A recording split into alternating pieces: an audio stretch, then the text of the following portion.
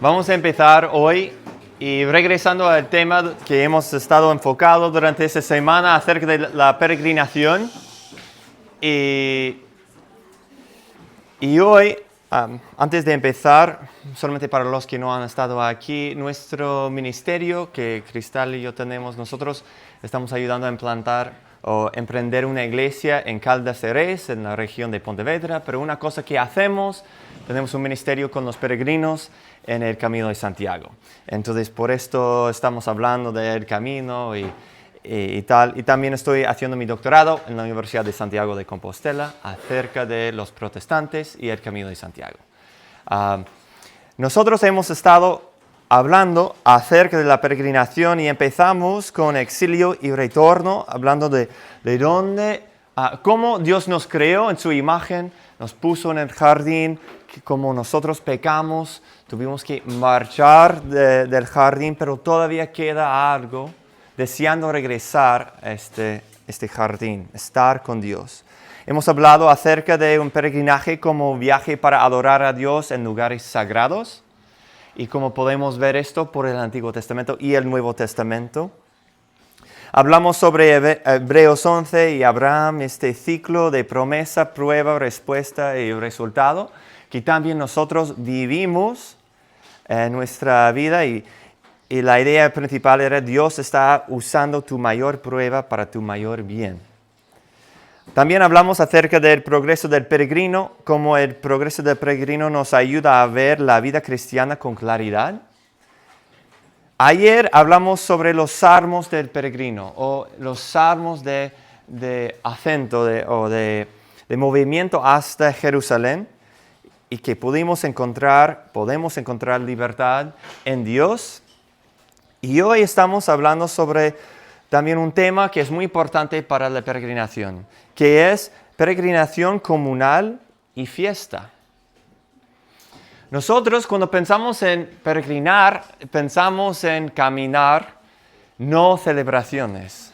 Pero muchas veces estos peregrinajes tienen un sitio a donde ir, pero también momentos durante que estás caminando donde tú puedes encontrar una respuesta grande a tu ser, a tu identidad, que es quién eres. Y muchas veces nosotros entendemos quiénes somos por las personas que son alrededor de nosotros. La peregrinación trata de buscar dónde pertenecemos y a quién pertenecemos. Nosotros, cuando yo estoy haciendo mis investigaciones en Santiago de Compostela, estoy entrevistando a peregrinos, yo empiezo con una pregunta. Pues una de las preguntas al principio es, ¿por cuáles motivos has empezado esta peregrinación? ¿Por qué hiciste el Camino de Santiago? Y les doy 7 opciones y ellos escogen hasta 3. Y después pregunto, ¿y los resultados del camino? ¿Cuál de estos 7 son más importantes para ti? ¿Qué has visto que han tenido un impacto más grande?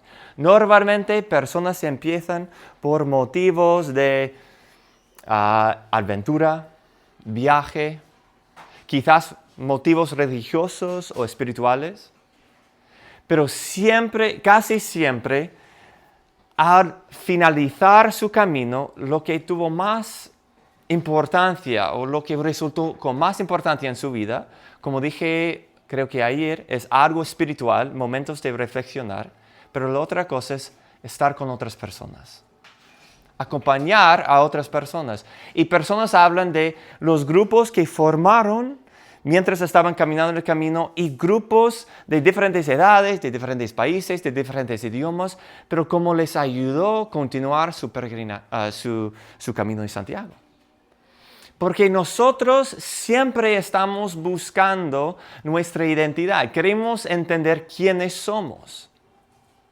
Porque en este mundo nos sentimos como, ¿quién soy? si mis padres me trataron así, no entiendo quién soy. Si, por ejemplo, si mi padre marchó de casa o mi madre marchó, o ahora tengo cambios en esta vida, si he perdido mi marido o si no tengo mis hijos en casa o lo que sea, si acabó mi carrera y ahora ¿quién soy? Porque nosotros normalmente respondemos de quiénes somos por lo que, ¿cómo?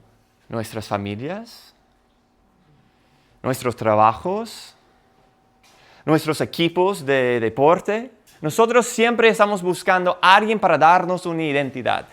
Y aquí, en este pasaje que vamos a ver como peregrinación comunal y fiesta, donde nosotros podemos ser parte de un grupo aceptado y la celebración que resulta de, al final, tener un grupo, tener una identidad. Y para ver esto, nosotros vamos a Lucas capítulo 2.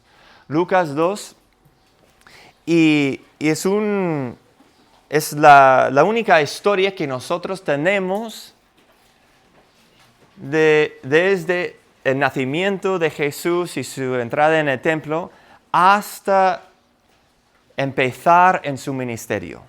Estamos mirando a un Jesús joven con 12 años.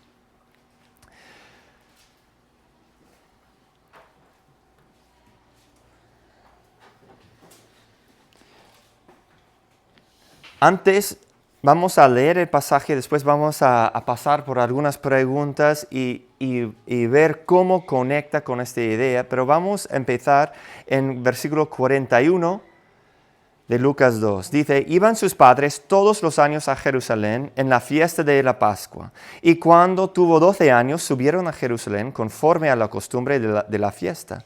Al regresar ellos, acababa la fiesta, se quedó el niño Jesús en Jerusalén, sin que lo supiesen José y su madre. Y pensando que él estaba entre la compañía, anduvieron camino de un día y le buscaban entre los parientes y los conocidos. Pero como no le hallaron, volvieron a Jerusalén buscándole. Y aconteció que 3 días después le hallaron en el templo, sentado en medio de los doctores de la ley, oyéndoles y preguntándoles. Y todos los que le oían se maravillaban de su inteligencia, de sus respuestas. Cuando le vieron, se sorprendieron, y le dijo su madre, Hijo, ¿por qué nos has hecho así? He aquí tu padre y yo te hemos buscado con angustia. Entonces él les dijo, ¿por qué me buscabais? ¿No sabíais que en los negocios de mi padre me es necesario estar? Mas ellos no entendieron las palabras que les habló. Y desciendo con ellos y volvió a Nazaret y estaba sujeto a ellos. Y su madre guardaba todas estas cosas en su corazón. Y Jesús crecía en sabiduría y en estatura y en gracia para con Dios y los hombres. Oramos. Gracias, Dios, por este pasaje. Ayúdanos a entender por medio de tu Espíritu Santo y también no solamente entender lo que pasó, pero entender cómo aplica a nuestras vidas esta historia de nuestro Señor Jesucristo. Y oramos todo en su nombre. Amén. Nosotros estamos buscando quiénes somos. Aquí nosotros encontramos una peregrinación hacia Jerusalén, como hemos escuchado antes de Jordi. Ellos están yendo rumbo a Jerusalén por causa de la Pascua, uno de los 3 festivos, para subir a Jerusalén. Ellos fueron todos los años. Entonces entendemos que José y María, ellos estaban muy involucrados en la adoración de Dios. Obviamente, leemos de María en los capítulos anteriores y su deseo de agradar a Dios con toda su vida. Y José también, para tener esa carga de tener este hijo que no es suyo, es de Dios, en su familia y intentar ser el padre que Jesús necesitaba en la tierra, aunque él tenía su Padre Celestial. Ellos iban cada año hacia Jerusalén y ellos estaban haciendo este camino por causa de motivos religiosos. Estaban caminando hacia Jerusalén y Y aquí encontramos las reacciones de María y José cuando perdieron a Jesús. Ellos estaban ahí en Jerusalén celebrando. Ellos acabaron toda la fiesta, ellos tenían que regresar y empezaron a caminar. Y ellos hicieron un día. Personas piensan que un día sería más o menos 30 kilómetros. Cuando personas caminan el camino de Santiago, normalmente caminan entre 20 y 25. 30 no es imposible, tampoco algunos hacen 30 todos los días, pero es duro para caminar 30 kilómetros en un día sin tener café, sin tener otros recursos. Pero ellos estaban yendo con un grupo grande, quizás animales, con equipaje y más. Pero ellos caminaron un día, no encontraron a Jesús. Tenían que volver un día entero. Y el tercer día ellos encontraron a Jesús en el templo. Nosotros leemos de sus reacciones. Primeramente, ellos estaban asombrados. Jesús, ¿por qué estás aquí? ¿Por qué no estabas con nosotros? Ellos estaban sorprendidos. Esto también yo puedo entender. Es interesante porque Jesús era el hijo mayor. Tenía hermanos menores, obviamente, y él era el mayor. Normalmente se pasa a nosotros como somos los hijos en la mitad de la familia. Siempre somos olvidados y personas nos dejan en otros sitios. Pero pasó a Jesús y los padres están buscándoles. Ellos estaban sorprendidos y la misma palabra que utiliza aquí también está indicar, esta palabra indica asombro antes de eventos sobrenaturales. Ellos estaban sorprendidos de encontrar él en el templo. También ellos lo tomaron personal. Lo que dijeron aquí, ellos encontraron. Y dice en versículo 48, Hijo, ¿por qué nos has hecho así? Es como un ataque a sus padres. Y entiendo por qué. Porque si yo tengo que regresar 30 kilómetros, significa que tengo que caminar 90 kilómetros en vez de 30 kilómetros. Porque voy 30, regreso 30 y regreso otra vez 30 en vez de hacer 30. Nos cuesta mucho. No es fácil. No es gratis y nosotros queremos regresar. Pero ellos lo tomaron personal. ¿Por qué nos has tratado así? Ellos estaban frustrados. He aquí, tu padre y yo hemos estado buscándote. Estaban angustiados, con gran angustia. Ellos no entendieron. Dice, ellos no entendieron las palabras que les habló, versículo 50. Pero también ellos seguían pensando. Dice, y su madre guardaba todas estas cosas en su corazón.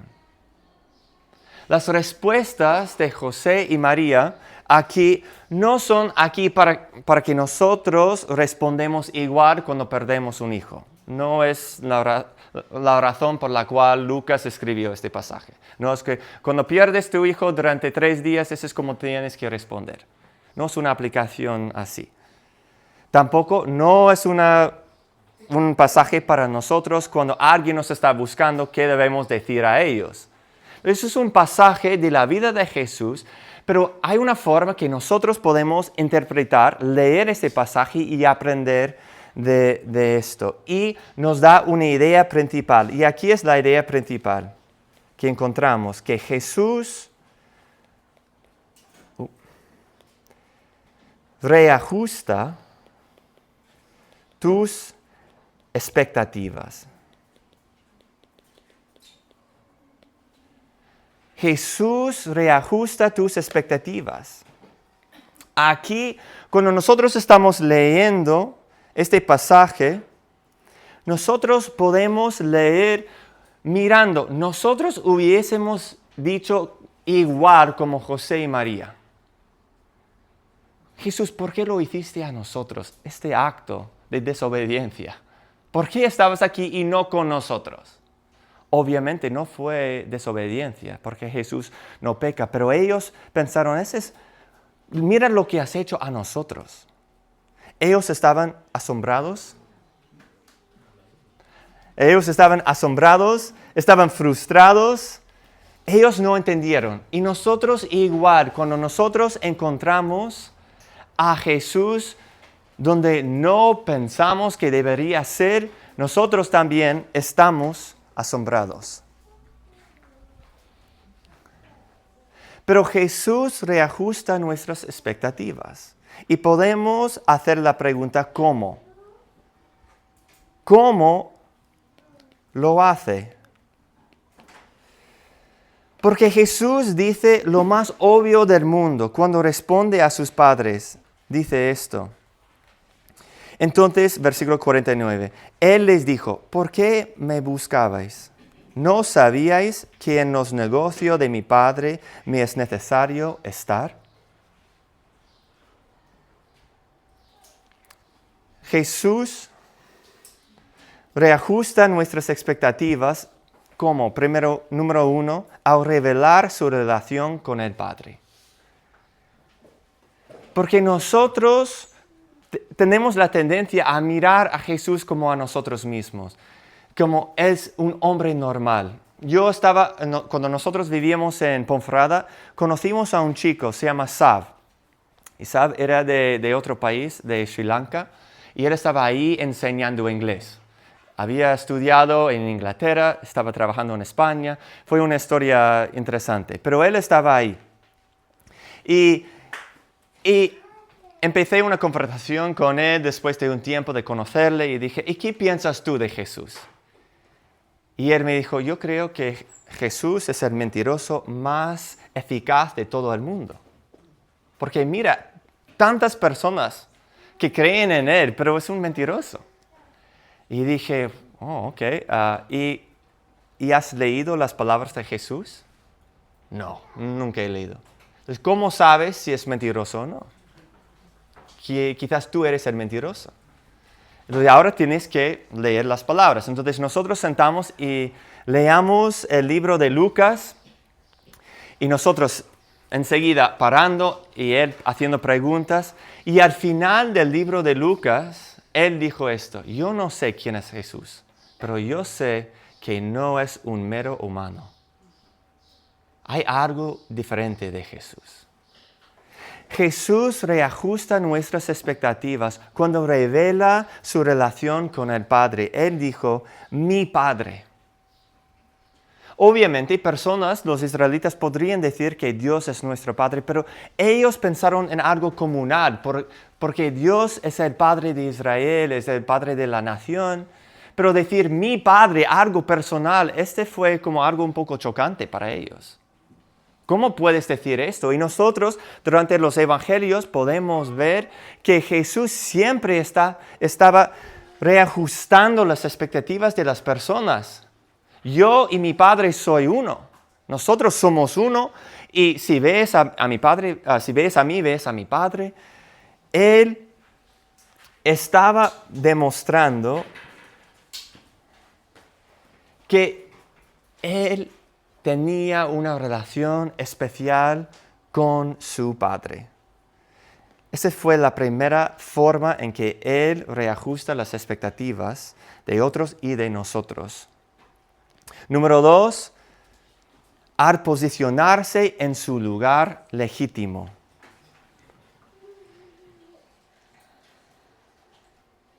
Al posicionarse en su lugar legítimo. Él está en la casa de su Padre, está en el templo. Nosotros cuando leemos esto, leemos una frase que dice, en los negocios de mi Padre. ¿Qué significa esto? Es una expresión idiomática. Obviamente el templo no debe ser un negocio. Y sabemos esto porque Jesucristo cuando fue a limpiar el templo, Él tenía problemas con hacer el templo de Dios en un negocio solo.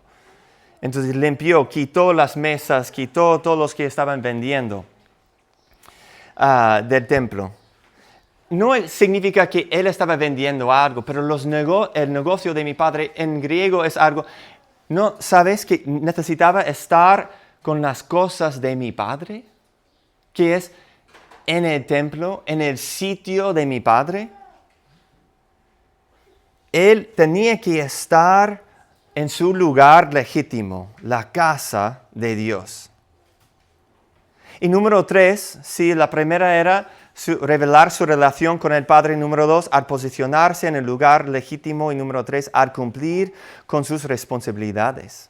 Él estaba ahí y leemos que él estaba escuchando, o estaba sentado ahí, en medio de los doctores de la ley, oyéndoles y preguntándoles, en versículo 46 y 47, estaba respondiendo a ellos con inteligencia. Sus responsabilidades giraban alrededor de la palabra de Dios. Él estaba sentado, escuchando, haciendo preguntas y respondiendo. Todo esto demuestra que Jesús pertenece a la casa de su Padre y a las cosas de su Padre. Lo que el Padre quiere, Jesús hace. Entonces, Jesús reajusta a nuestras expectativas. Él explica quién es en relación con el Dios Trino. Él reajusta. Él está en su posición legítima del templo. Y número 3, a cumplir sus responsabilidades.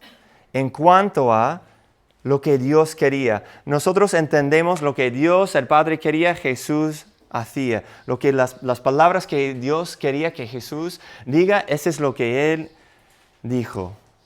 Jesús pertenece a la casa, a las cosas de su Padre. Y esto no ha cambiado. Desde ese momento hasta hoy tampoco no era algo diferente, porque nosotros podemos ver que Jesús estaba con las cosas de su Padre, en el sitio del Padre. Si leemos Isaías 6, escuchamos de Isaías mirando a Jesucristo. Entendemos que este es Jesucristo en Isaías 6 porque Jesús también explica más tarde durante su ministerio que él había visto, o Juan explica que Isaías había visto a Jesús preencarnado. También leemos en Marcos 9, Jesús estaba haciendo las cosas de su Padre y que debemos escuchar a Él. Leemos en Hebreos 1 que Jesús está en la casa de su Padre. Jesús está sentado en su trono. Jesús pertenece a la casa de su Padre. Pero, ¿qué significa esto para nosotros? Aquí tenemos la historia de José, de María, de Jesús. Jesús no está. La peregrinación a Jerusalén ha cumplido, están regresando. ¿Qué importancia tiene para nosotros? La peregrinación trata de buscar dónde pertenecemos y a quién pertenecemos. Antes del Camino de Santiago, antes del siglo IX, cuando ellos encontraron los huesos de alguien, personas estaban caminando el Camino de Santiago. Estaban siguiendo la Vía Láctea, buscando, yendo a Finisterre, mirando las estrellas, pensando, yo pertenezco a algo más grande que yo. Quizás puedo encontrar las respuestas en otro sitio. Personas estaban buscando quiénes eran y a quién pertenecen, yendo a los lugares santos, a los lugares altos. Estaban buscando una conexión con lo no terrenal, con los cielos. Ellos estaban buscando algo más y nosotros leemos esas palabras en Salmo 8 de David. ¿Qué es el hombre para que tengas de él memoria? Y el hijo del hombre para que lo vistes. Porque cuando nosotros estamos mirando a la luna, el sol, las estrellas, nosotros entendemos que no somos tan grandes Cuando estamos al lado, a la orilla del mar y estamos mirando de Finisterre al Atlántico, nosotros entendemos que somos muy pequeños en este mundo. ¿Qué sirve mi vida? ¿Qué propósito puede tener alguien tan pequeño como yo? Necesito tener una identidad. Necesito tener la respuesta a la pregunta, ¿quién soy? Entonces hacemos peregrinaje. La peregrinación es un viaje intencional a un lugar religioso significativo por razones espirituales. Buscamos las respuestas en los kilómetros que pasamos. Y nosotros, en el Camino de Santiago, cuando estamos caminando, hay personas que por la primera vez se sienten en familia. Yo estoy caminando con otros peregrinos que me acepten. Estoy caminando sobre piedras, por medio de bosques, al lado de ríos, en los pasos de cientos y miles y millones de peregrinos que han hecho este viaje antes que yo y que van a hacer después de mí. Ellos se sienten parte de algo grande. Y cuando llegan a Santiago, si tú estás enfrente de la catedral, en la plaza, empiezas a escuchar gritos y personas llamando nombres a otros peregrinos que están llegando. Ellos te están esperando, están aplaudiendo y escuchas canciones y ves abrazos y personas llorando porque ellos ya ven a sus amigos, a otros peregrinos que han luchado a llegar a este sitio. Y por un momento te sientes como tienes una familia. Eres aceptado. Debes estar aquí con estas personas porque este es tu sitio. Perteneces a un grupo. Todos nosotros buscamos esto que suele ser de la camisa que llevamos porque es de un equipo. O que quizás la marca porque somos parte de este grupo. El coche que manejamos, los vecinos que tenemos en el barrio donde vivimos, o la ciudad de donde pertenecemos, todos estamos buscando nuestra identidad. Hay partes de España que tienen su identidad. En Galicia ellos tienen los suyos. Ellos piensan nosotros somos gallegos aquí, primero, y españoles segundo.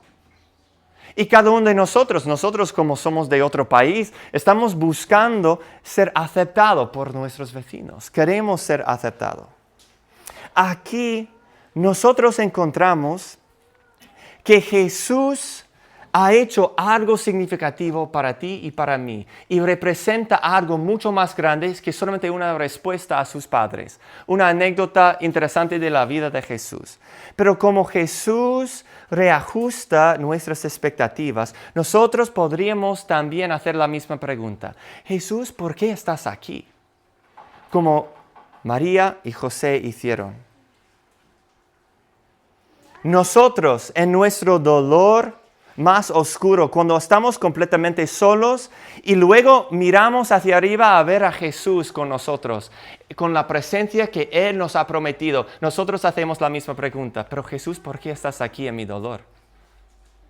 Debes estar muy lejos en tu trono, tienes otras cosas para preocuparte, pero tú estás conmigo.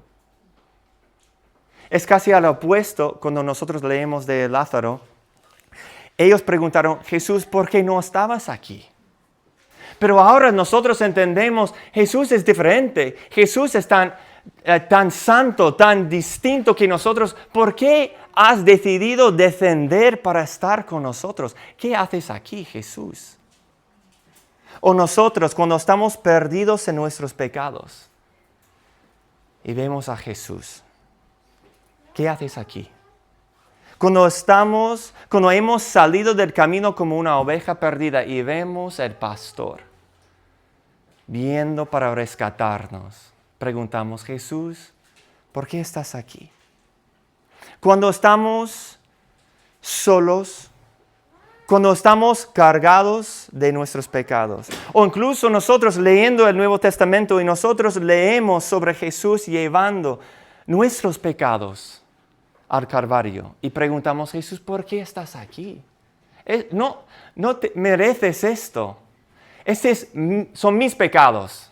Jesús, ¿por qué estás en mi cruz? ¿Por qué estás aquí? Porque Jesús siempre está cambiando nuestras expectativas. Nosotros imaginamos, nosotros podemos hacerlo por nosotros mismos. No necesitamos la ayuda de nadie. Preferimos tener un poco de ayuda de Jesús y nuestro esfuerzo que depender completamente en el hombre que llevó nuestras cargas a esta cruz. Nosotros cuando miramos la tumba y pensamos, Jesús, ¿por qué estás aquí? No debes estar muerto por mis pecados. ¿Por qué estás aquí? Cuando nosotros lo vemos sufrir bajo nuestro juicio. Jesús, ¿qué haces aquí? ¿Por qué estás aquí? Jesús reajusta tus expectativas. Él está haciendo las cosas de su Padre. Él no se puede encajar en nuestras ideas de quién es Jesús y qué debe hacer. Porque si es así, si nosotros leemos todo acerca de la Trinidad, Dios el Padre, el Hijo y el Espíritu Santo, Jesús no debe estar aquí en la tierra sufriendo con nosotros y por nosotros. Su posición está en el cielo, en el trono, juzgando. Salmo 2, como hemos hablado antes. Salmo 2, con esa barra de hierro, juzgando a los reyes. Ahí debe estar Jesús. Ahí debe estar Jesús en Isaías 6, en su trono alto, en su gloria. Jesús debe estar donde vemos en Apocalipsis. Jesús con la espada para juzgar, para poner todo correcto otra vez. Pero ¿por qué está aquí en nuestras angustias y dolores? ¿Por qué está aquí con nuestros pecados en sus hombros? ¿Por qué está aquí en la cruz por nosotros? Y la razón es porque Jesús tiene su sitio. Debe estar haciendo las cosas de Dios. En la casa de Dios.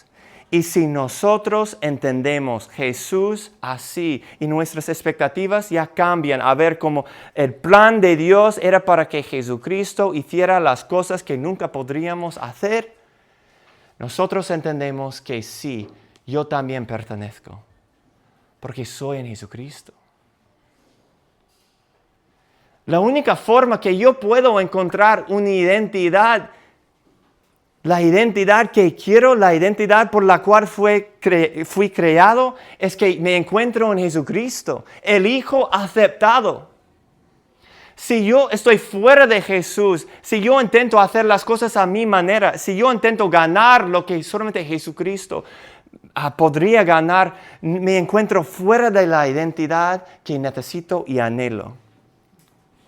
Jesucristo reajusta nuestras expectativas porque Él está ahí para tomar nuestros pecados y nuestro sufrimiento, nuestra muerte y nuestra resurrección para darnos el suyo. Mis pecados por su justicia. Y cuando yo tengo su justicia, ahora pertenezco. Yo puedo estar aquí en la casa de Dios porque yo soy en Cristo. Nosotros leemos este peregrinaje por toda la Escritura como hemos visto, saliendo de Edén y un día regresaremos a Edén, la nueva tierra y los nuevos cielos. Y nosotros leemos en Apocalipsis 19 acerca de una celebración, una fiesta como nunca habíamos visto. En Apocalipsis 19, versículos 6 a 9 dice esto. Y oí como la voz de una gran multitud, como el estruendo de muchas aguas, y como la voz de grandes truenos, que decía, Aleluya, porque el Señor nuestro Dios Todopoderoso reina. Gocémonos y alegrémonos y démosle gloria, porque han llegado las bodas del Cordero, y su esposa se ha preparado, y a ella se le ha concedido que se vista de lino fino, limpio y resplandeciente, porque el lino fino es las acciones justas de los santos. Aquí nosotros vemos los santos sentados en una fiesta, en una boda del Cordero. Ellos están celebrando de algo que nunca podrían lograr por sí mismos. Y nosotros, si somos en Cristo, estaremos ahí, sentados en esta mesa, mirando a los otros. Y podríamos mirar a la persona a cualquier lado y decir, tú, ¿por qué tú estás aquí? Yo sé, si nosotros estamos ahí y alguien nos pregunta, conociendo cómo somos, de corazón, los pecados que guardamos adentro, tenían derechos a decir, ¿y por qué estás aquí? Tú. Y nosotros podemos responder, porque estoy con Jesús. Él ha hecho todo lo necesario para que yo pertenezca a este grupo nuevo, a esta entidad. Los santos somos aquí no porque nosotros hemos hecho todo perfectamente, pero porque Jesucristo ha hecho y ha preparado las buenas obras para que nosotros hagamos. Jesucristo cambia nuestras expectativas y es porque Él ha hecho las cosas del Padre que nosotros podamos disfrutar de tener la respuesta a quién soy y a quién pertenezco. Yo soy en Cristo y pertenezco a Cristo. Jesucristo en Lucas 2, Él estaba en los primeros años obedeciendo a sus padres, haciendo todo, y a llegar a 12 años, cuando Él tenía que empezar a hacer decisiones por sí mismo. A los 12 años, los judíos, tenían que demostrar que querían ser parte de este grupo, del pacto de Israel. Y sus padres vieron a Él como, ¿por qué estás aquí? Él explicó, estoy en la casa de mi Padre, haciendo las obras de mi Padre. Y todavía, hoy, Jesús está haciendo las obras de su Padre y incluye rescatando a personas como tú y como yo, que nos da la identidad que necesitamos. Y cuando nosotros tenemos una identidad dada por Dios, nosotros no tenemos que luchar por esa identidad. Nosotros podemos dejar atrás todo lo que hacemos solamente para ganar atención de otros y podemos vivir libres haciendo también las cosas de nuestro Padre.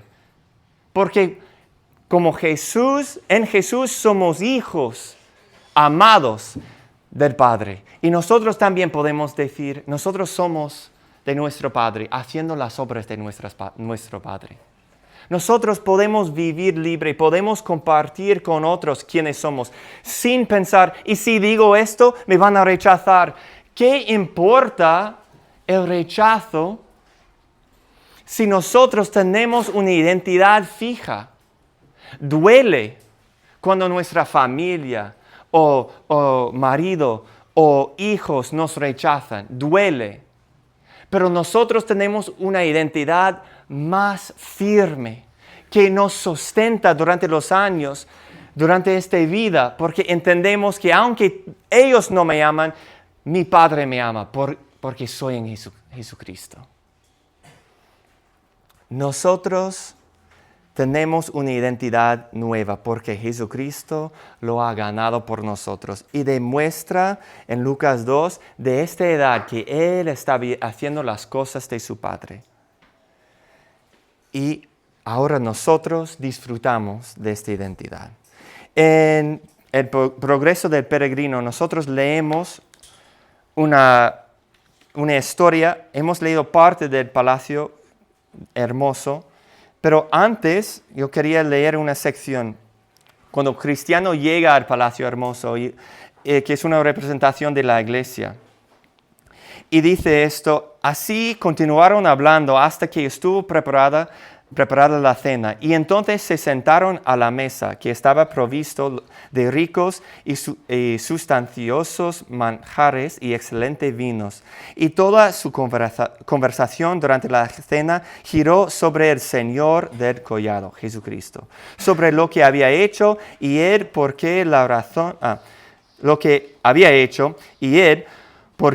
la razón que había tenido para edificar aquella casa. Yo, por lo que oí, pude comprender que había sido un gran guerrero y que había combatido y muerto al que tenía el poder de la muerte. Pero este no sin gran peligro por su parte, lo cual le hacía acreedor a ser tanto más amado.